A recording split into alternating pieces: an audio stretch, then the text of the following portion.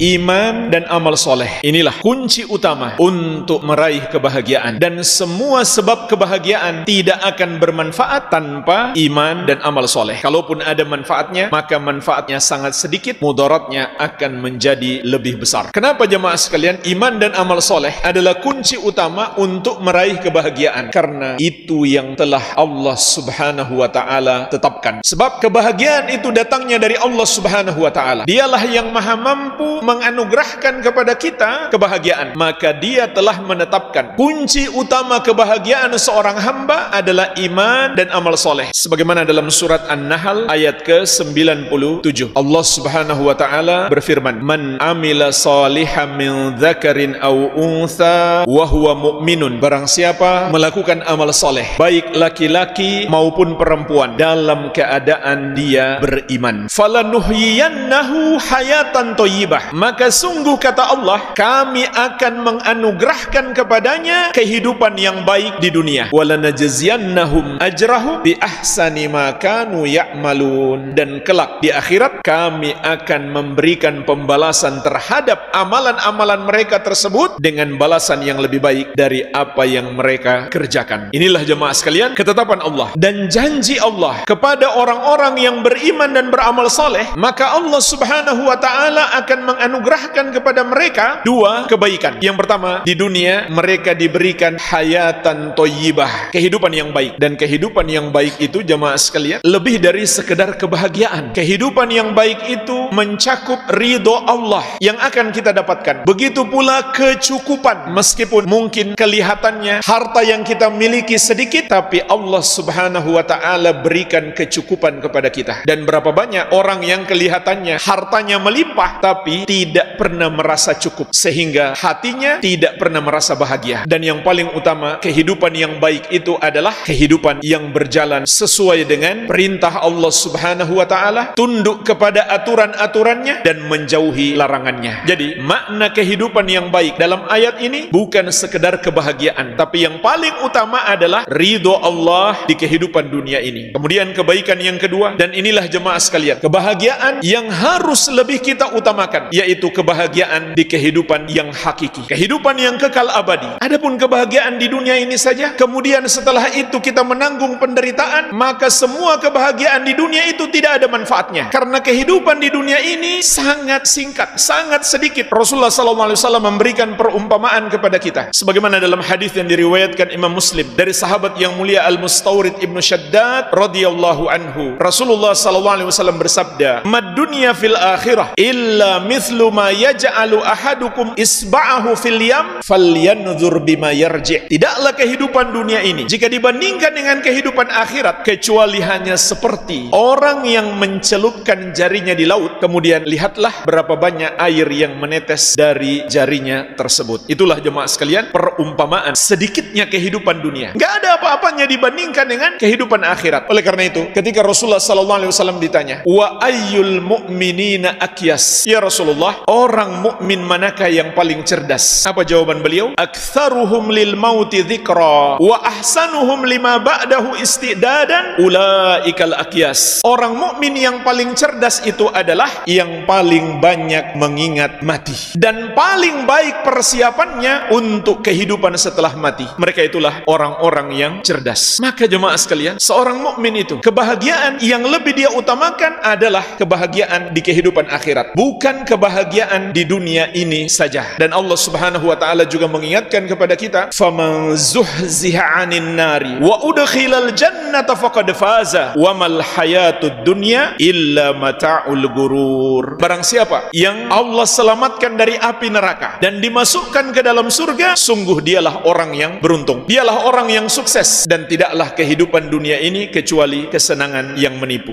Al-Amwah menemani ibadahmu juga hijrahmu.